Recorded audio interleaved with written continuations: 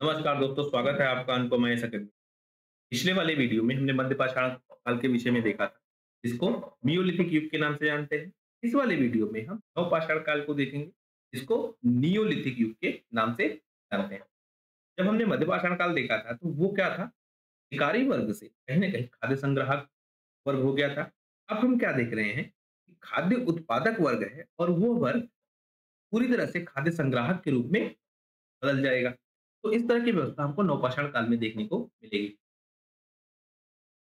नवपाषाण काल से परीक्षाओं में सबसे ज़्यादा प्रश्न आते हैं। मतलब अगर पूरे पाषाण काल की बात की जाए, पाषाण काल में एक तो आपके जो भीमबेटका की बात मैंने की थी पिछले वीडियो में, और जो मैंने कैमूर की पहाड़ियों की बात की थी, उनसे प्रश्न आते हैं, या फिर आपके नवपाषाण काल से सबसे ज़्यादा प्रश्न आते हैं। प्रारंभिक परीक्षा में भी और मुख्य परीक्षा में भी। देखिए, नवपाषाण काल सबसे तीव्र परिवर्तन का काल मिलेगा, क्योंकि लगभग 12,000 साल पहले गर्मी बढ़ने लगी। हमने ये बात पिछली वीडियो में भी करी थी कि लगभग 9,000 साल के आसपास गर्मी बढ़ने लगी थी, धीरे-धीरे। और इसकी शुरुआत अगर हम और पीछे जाएँ तो 12,000 साल पहले से अगर गर्मी बढ़ने लगी है, तो क्या हो रहा था कि घास के मैदान वाले क्षेत्र बनने लगे हैं।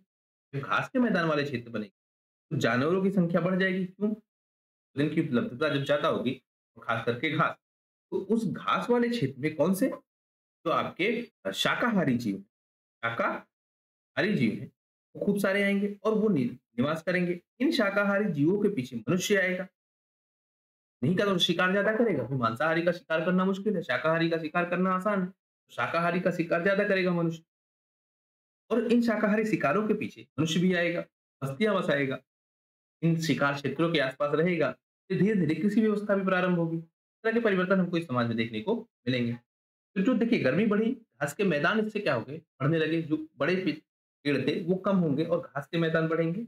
इससे क्या होगा? जानवरों की संख्या बढ़ जाएगी, और इसी के कारण आपको कहीं न कहीं पशुपालन का आरंभ देखने को मिलेगा। जो आपका नवपाषाण काल का युग है, ये नियोलिथिक युग के नाम से जाना जाता है।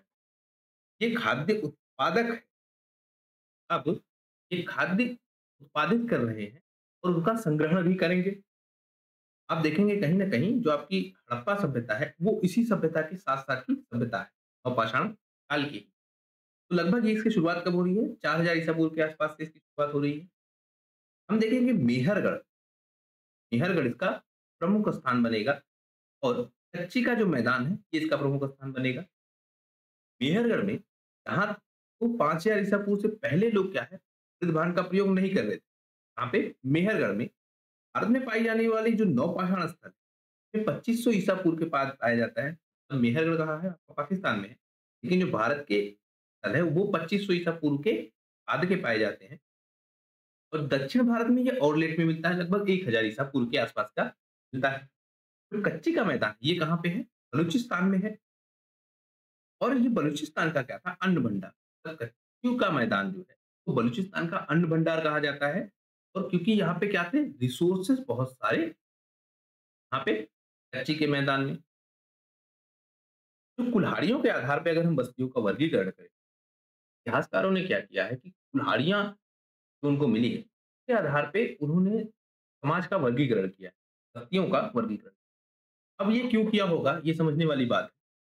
तो आप जब कुल्हाड़ियाँ बनाएँगे, उस समाज के लोग जब कुल्हाड़ियाँ बनाएँगे, तो उसका एक तो आकार कैसा होगा, उसका भार कैसा होगा, किस धातु से बनाएँगे, मतलब किस सामग्री से बनाएँगे उस हथियार को, ये सब चीज़ें तय करेंगी कि उस समाज का विकास कहाँ तक हो। क्योंकि आप समझिए, आकार वो ज़्यादा अच्छा कब दे पाएँगे, जब उनके पास ज़्यादा अच्छी टेक्नोलॉजी होगी।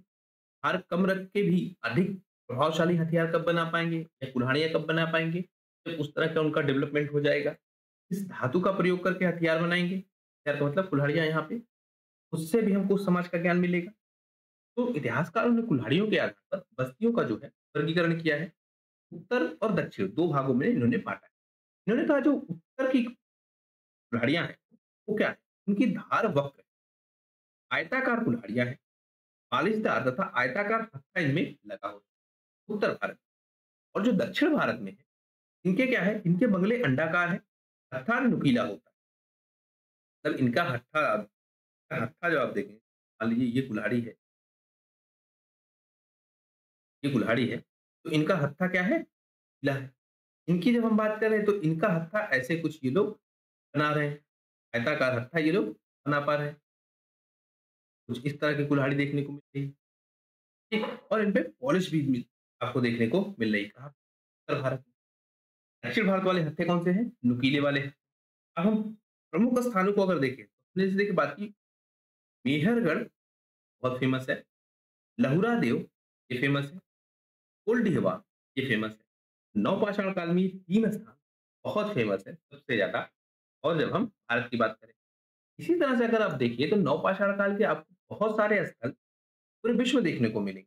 सभ्यता का विकास ऐसा नहीं सिर्फ भारत में हो रहा है, बहुत सारे स्थानों पे आपको नवपाषाण काल के स्थल देखने को मिलेंगे। जैसे ईन गज़ल देखिए, आपको मिल रहा है, इरिको मिल रहा है, इन मल्लाह मिल रहा है, ठीक? स्प्रिट गुफा आप देखिए कहीं न कहीं आपको मिल रहा है देखने को। यही आप देखिए कि क्वेटारेलो गुफा आपको देखने को मिल रही है। तो इस तरह हमको बहुत सारे स्थानों पे विश्व के नवपाषाण काल के स्थल देखने को मिल रहे हैं। लेकिन हम मुख्यतः भारत के ही स्थलों को देखेंगे, क्योंकि हमको भारत के ही स्थलों के विषय में पूछा जाएगा, इसीलिए हमको उन स्थलों के विषय में जानना ज़रूरी बन जाता है। तो अगर हम देखें, तो नवपाषाण काल के जो स्थल है, वो कहाँ है? एक देखिए बुर्ज होम। बुर्ज होम कहाँ मिलेगा आपको? कश्मीर, जम्मू कश्मीर। उपकराल है, किरात है, ये 3 स्थान आप देखिएगा नवपाषाण काल के। तो बुर्ज होम कहाँ मिल रहा है? ये आपको श्रीनगर के उत्तर-पश्चिम में मिल रहा है, जैसे आपको बताया जम्मू कश्मीर। यहाँ के लोग क्या है, ज़मीन के नीचे घर बना के रहते हैं। बुर्ज होम की जो सबसे खास चीज़ आपको देखने को मिलेगी वो यही है। यहाँ के लोग ज़मीन के नीचे घर बना के रहेंगे। इसी तरह का प्रश्न आपसे बार-बार पूछा गया है पिछले। और यहाँ के लोग खेती से भी परिचित हैं। यहाँ पे बुर्ज होम के लोग रुखड़े और धूमर मृदभांडों का प्रयोग कर रहे हैं। मैंने आपको पिछली वीडियो में बताया था कि मध्यपाषाण काल में आपको मृदभांडों का प्रयोग नहीं मिल रहा था। ठीक? नवपाषाण काल में अब आपको मृदभांडों के भी प्रमाण मिलने लगेंगे। और यहाँ पे एक प्रथा है जहाँ पे कुत्ते को मालिक के साथ दफनाया जाता है। अब ये कुत्ते को मालिक के साथ क्यों दफनाया जा रहा है? शायद ये वफादारी दिखाना चाह रहे हो, वफादारी। और इसके साथ ही साथ हमको क्या मिल रहा है, इनमें परलोकवाद की अवधारणा भी है। इनमें परलोकवाद की अवधारणा भी है। मतलब कि जो कुत्ता मालिक के साथ इस धरती पे रहा, उसके साथ जिया, वो कुत्ता कहीं न कहीं परलोक में भी जाएगा और मालिक के साथ रहेगा, वफ़ादारी दिखाएगा। कुछ इस तरह की संभावना भी बन सकती है। तो कुत्तों को मालिक के साथ दफनाने की प्रथा कहाँ मिल रही है? बुर्ज होम में। ज़मीन के नीचे कहाँ के लोग रह रहे हैं? बुर्ज होम के। खेती से परिचित लोग हैं, ब्रह्मांडों का प्रयोग कर रहे हैं। उपकराल की बात करें, तो यहाँ पे हमको कृषि और पशुपालन दोनों मिल रहा है। कहाँ से? उपकराल से। हड्डियों के बने औजार मिल रहे हैं। और हम चिराग की अगर बात करें, ये गंगा, सोन, गंडक और घाघरा नदियों का संगम स्थल है चिराग। ये गंगा के उत्तरी किनारे पर पटना से 40 किलोमीटर पश्चिम में। तो चिराग आपका कहाँ पे है? बिहार में, ठीक है?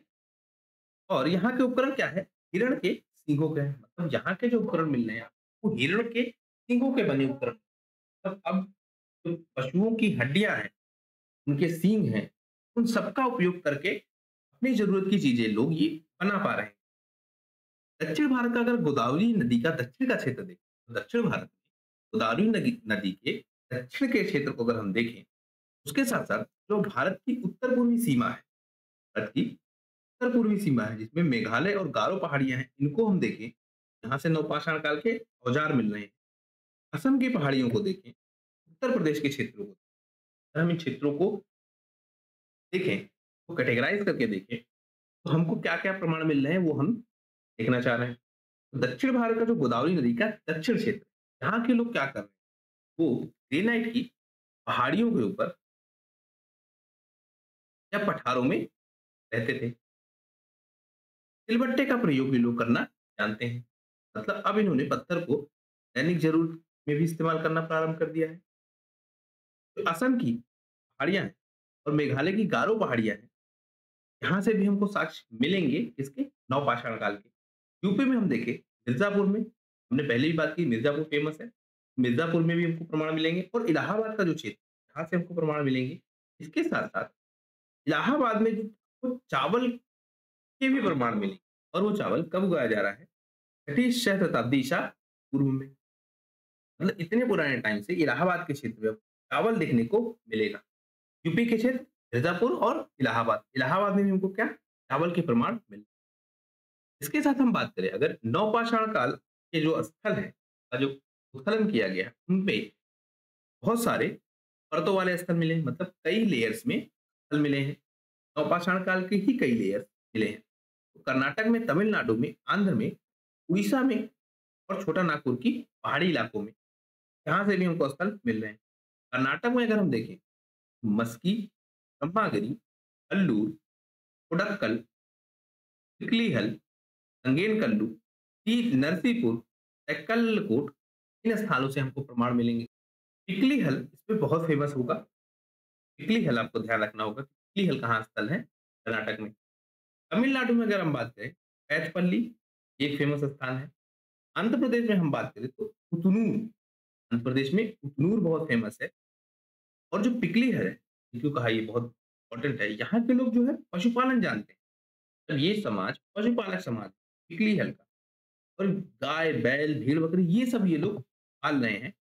काठ के ढेर मिल रहे हैं और निवास स्थान दोनों एक साथ मिल। आपसे जब भी फिल्म्स में प्रश्न पूछा जाएगा, तो आपसे क्या पूछा जाएगा? आपको मान लेते हैं ये 4 नाम दे देंगे। आप कहेंगे कर्नाटक है, आपको कहेंगे तमिलनाडु है, ये आंध्र प्रदेश है और ये उड़ीसा है। इनके स्थान आपको दे दिए जाएँगे आगे, फिर आपसे उनको मैच कराने को कहा जाएगा। तो इसलिए आपको इन स्थानों को याद रखना पड़ेगा।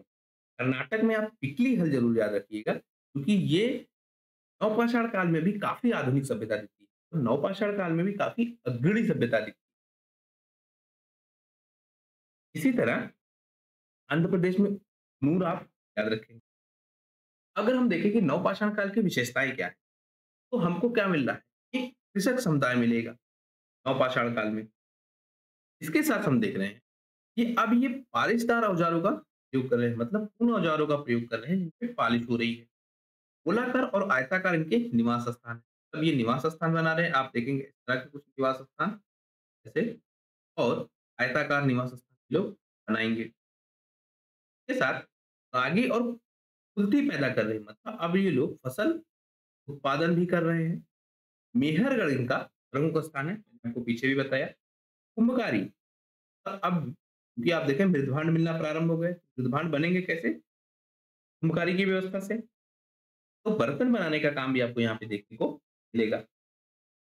मेहरगढ़ क्यों ज़्यादा फेमस है? क्योंकि यहाँ के लोग गेहूँ, जौ, रुई ये सब कुछ उगा रहे हैं, कच्ची ईंटों के घरों में रह रहे हैं। मतलब अब ये लोग अब देखिए, ये लोग घर भी बनाएँगे, ये लोग खेती भी करेंगे, इनमें सामाजिक व्यवस्था भी होगी। सामाजिक व्यवस्था का मतलब वर्गीकरण होगा, मतलब कुछ विशेष समुदाय के लोग कुछ विशेष काम करेंगे। फिर आपको इस मेहरगढ़ में आपको प्रशासन व्यवस्था भी देखने को मिलेगी। तो इसलिए मेहरगढ़ बहुत फेमस हो जाता है, जब हम नवपाषाण काल की बात करते हैं। अगर हम कश्मीरी नवपाषाण काल की उनकी विशेषताएँ देखें, जैसे हमने बात की बुर्ज़हूम की, हमने बात की बुर्ज़हूम की, तो यहाँ पे आपको क्या मिल रहा है? आपको कश्मीर में गर्तावास देखने को मतलब लोग ज़मीन के अंदर रह रहे हैं, इस तरह का प्रमाण आपको मिलेगा। मृदभांड जो यहाँ पे मिलेंगे उनमें बहुत डाइवर्सिफ़िकेशन दिखता है। उसके बाद ये लोग पत्थर और हड्डी हर तरह के औज़ार बना रहे हैं। उसके अलावा सूक्ष्म पाषाण काल का पूरा अभाव है, मतलब जो आपका निम्न पाषाण काल है, वो यहाँ पे नहीं मिल रहा। कहाँ पे? कश्मीर में मध्य पाषाण काल के थोड़े बहुत साक्ष्य मिल रहे हैं, लेकिन जो सबसे ज़्यादा साक्ष्य मिल रहे हैं, वो किसके मिल रहे हैं? नवपाषाण काल के। तो ये जो कश्मीरी नवपाषाण के स्थल हैं, इनकी ये विशेषता देखने को मिलेगी। अन्य स्थानों पे आप देखेंगे, तो वहाँ पे क्या हो रहा है? आपको निम्न के भी प्रमाण मिलेंगे, आपको मध्य के भी प्रमाण मिलेंगे और बाद में आपको नवपाषाण काल के भी प्रमाण मिलेंगे। लेकिन जो कश्मीर के स्थल, यहाँ से आपको निम्न के प्रमाण नहीं मिलेंगे, मध्य के आशंका लगाई जा सकती है कि हाँ, ये मध्यकाल का हो सकता है, लेकिन जो वास्तव में प्रमाण मिलेंगे वो कब? नवपाषाण काल के मिलेंगे। अब ये चीज़ समझने वाली है कि इन लोगों ने पशुपालन क्यों प्रारंभ किया? पशुओं को पालना क्यों प्रारंभ किया? जैसे हमने पिछले वाले वीडियो में देखा था कि चित्रकारी क्यों की हो, इसी तरह से हम इस वाले वीडियो में देख रहे हैं कि ये लोग पशुपालन क्यों कर रहे हैं? किस लिए? क्या आवश्यकता होगी कि इन्होंने पशुओं को पालना प्रारंभ कर दिया? तो इसमें कई सारे इतिहासकार हैं जिनका अलग-अलग मत है। एक आपका वी गार्डन चाइल्ड है, दूसरे आपके रॉबर्ट जे फ्रेडमुन हैं, लुईस आर विलफोर्ड हैं, केंट फ्लेनेरी हैं और कुछ वर्तमान शोध भी इस विषय में किए गए हैं। वीडी गार्डन चाइल्ड का शोध देख लेते हैं। इन्होंने सबसे पहले इस प्रश्न का उत्तर देने की कि पशुपालन लोग क्यों कर पा रहे हैं? या पशुपालन लोगों ने क्यों प्रारंभ किया? जो आपके वीडी गार्डन साहब हैं, इन्होंने कहा कि देखो परिस्थितियाँ ऐसी बन गई। उन्होंने कहा परिस्थितियाँ ऐसी बन गई धीरे-धीरे समाज में कि लोगों ने पशुपालन प्रारंभ कर दिया। ऐसी परिस्थितियाँ ये कह रहे हैं देखो लोग क्या कर रहे हैं अब धीरे-धीरे अस्थायी निवास कर रहे हैं। अब अस्थायी निवास की एक समस्या भी है, क्योंकि आप एक सीमित क्षेत्र में ही अपनी आवश्यकताओं पे निर्भर हो सकते हैं, कि जहाँ से आप चीज़ें मँगा पाएँ। तो ये जो सीमित क्षेत्र है, इनके क्या है संसाधन धीरे-धीरे समाप्त हो जाएँगे। क्योंकि ये संसाधन समाप्त हो जाएँगे इसलिए कोई इनको ऐसी व्यवस्था अपनानी पड़ेगी, जो संसाधनों का नवीनीकरण करे। तो पशुपालन एक व्यवस्था जो इनको मिली, वो कहीं न कहीं से संसाधनों का नवीनीकरण कर रही थी। अब इनको जो नए पशु हैं, वो कैसे मिलेंगे जब ये पशुओं को मारेंगे नहीं, पशुओं को पालेंगे। इसीलिए आप देखेंगे कि जब भी पशुपालन समाज आपको कहीं मिलेगा, वहाँ पे जो मादा पशु हैं, वो ज़्यादा मिलेंगे। क्यों? क्योंकि इनका लक्ष्य है कि ज़्यादा से ज़्यादा पशु पैदा हों। ये मादा पशुओं की संख्या आपको ज़्यादा देखने को मिलेगी। लेकिन जो दूसरे इतिहासकार रॉबर्ट जे वृडवुड साहब हैं, ये कह रहे हैं कि इतना ही काफ़ी नहीं है। मतलब सिर्फ़ इसकी वजह से इन्होंने पशुपालन प्रारंभ कर दिया, ये इसका सही कारण नहीं हो सकता। जो आपके यूविस आर इनफोर्ड है, इन्होंने ब्रेडवुड के सिद्धांत को नकार दिया। उन्होंने कहा कि नहीं ब्रेडवुड साहब जो कह रहे हैं, परिस्थिति परिवर्तन कारण नहीं हो सकता है, ये बात तो बिल्कुल गलत है क्योंकि मनुष्य अपनी आवश्यकताओं के अनुसार ही व्यवहार करेगा। जो केंट फ्लेनेरी हैं, इन्होंने कहा कि अस्थायी कृषि व्यवस्था लोगों ने प्रारंभ कर दी। अस्थायी कृषि व्यवस्था ने प्रारंभ कर दी। तो समाज ने देखा कि अस्थायी कृषि व्यवस्था से तो बड़ा लाभ है। अस्थायी कृषि व्यवस्था से बहुत लाभ है। और जब इस लाभ को मनुष्य ने देखा, तो इन्होंने अपने साथ क्या किया? पशुपालन प्रारंभ कर दिया। उन पशुओं को पालेंगे जो इनकी आवश्यकता के लिए ज़रूरी हो। आप इसमें देखेंगे कुत्ते को भी ये लोग पालेंगे, कुत्ता पालतू जानवर बनेगा और कुत्ते को क्यों ये लोग पाल रहे हैं? होता ही अपनी सुरक्षा के लिए पाल रहे हैं। तो हम जब अस्थायी कृषि व्यवस्था का विकास देखेंगे, तो पाषाण काल में, तो उसके साथ इसके लाभ भी देखने को मिलेंगे समाज को और जब समाज उस लाभ को समझेगा, तो वो अस्थायी रूप से रहने लगेगा। जब अस्थायी निवास करेगा, तो अपनी आवश्यकताओं के लिए जो उसके ज़रूरी पशु हैं, उनकी आवश्यकताएँ होती हैं, उनको पालना प्रारंभ कर देगा। ये किसका तर्क है? ये केंट हेनरी का वर्तमान शोध कहेंगे। वर्तमान शोध कहता है देखो पर्यावरणीय संकट हुआ, मौसम में परिवर्तन हुआ और पर्यावरणीय परिवर्तन जब हुआ, तो इस तरह की जो पर्यावरणीय व्यवस्था बन गई, तो आप देखेंगे जो घास के मैदान विकसित हो रहे हैं, घास के मैदान विकसित हो रहे हैं। अब ये घास के मैदान क्या करेंगे? पशुओं को एक जगह पे ले आएँगे, जहाँ घास का मैदान होगा वहीं सारे पशु होंगे और धीरे-धीरे मनुष्य भी इन्हीं घास के मैदानों के आस-पास बसेंगे। तो पशुओं और मनुष्यों इन दोनों का निवास स्थान कहीं न कहीं घास के मैदान के आस-पास रहेगा और धीरे-धीरे मनुष्य क्या करेंगे? पशुओं पे नियंत्रण करेंगे और इनको अपनी आवश्यकता के अनुसार उपयोग करेंगे और यहीं से कहीं न कहीं पशुपालन का प्रारंभ होता है। ये क्या है? ये वर्तमान विचार। मैंने पहले बताया, इन्होंने कहा जो बदलती परिस्थितियाँ थी, वो प्रमुख कारण बनी। किसने? गार्डन साहब ने। इन्होंने नकार दिया, ब्रेडवुड साहब ने। अब ब्रेडवुड के सिद्धांतों को निकाला, किसने?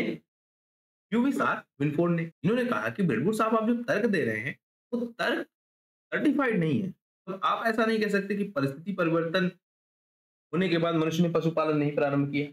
कि आप सिर्फ विरोध कर रहे हैं। आप अपने समर्थन में कुछ ऐसा तर्क नहीं दे पा रहे हैं कि आपकी बात साबित हो।